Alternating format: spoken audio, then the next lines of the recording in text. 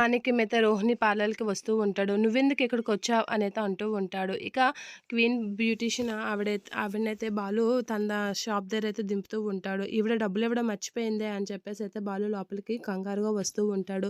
"నువ్విక్కడ ఉండొద్దు పద" అని చెప్పేసైతే మాణిక్యాన్ని రోహిణి బయటకి తీసుకెళ్తూ ఉంటుంది. ఇక బాలు అయితే డబ్బుల కోసం లోపలికి వస్తూ ఉంటాడు. "మేడం నాకు డబ్బులివ్వలేదు" అని చెప్పేసైతే అంటూ ఉంటాడు. "మీరివ్వండి" అని చెప్పేసి ఆవిడ లోపలికి వెళ్ళిపోతూ ఉంటుంది. ఇక రోహిణి అయితే షాక్ అయ్యి వెనక్కి దాక్కొని ఉంటుంది. అదేంటిది ఆవిడ ఇక్కడికొచ్చిన కస్టమర్ కదా! మిమ్మల్ని డబ్బులడుగుతుందేంటి? ఆవిడ డబ్బులివ్వకుండా అని అనేసరికి, ఆవిడదే కదా ఈ పార్లర్ అని అంటూ ఉంటాడు ఆవిడ. అలా అనేసరికి, ఏంటి ఇది ప్రభావతి పార్లర్ కాదా? అని బాలు అడుగుతూ ఉంటాడు. ఇది ప్రభావతి పార్లర్ కాదు. పేరు చూడలేదా? క్వీన్స్ పార్లర్ అనైతే అంటూ ఉంటాడు. ఆ మాటలకి రోహిణి అయితే షాక్ అవుతూ ఉంటుంది. షాక్ అయ్యి అలా చూస్తూ ఉంటుంది. ఇక్కడ రోహిణి ఓనర్ కాదు. తను కూడా ఒక బ్యూటీషియన్ అంతే. ఇది ఇప్పుడు క్వీన్స్ పార్లర్.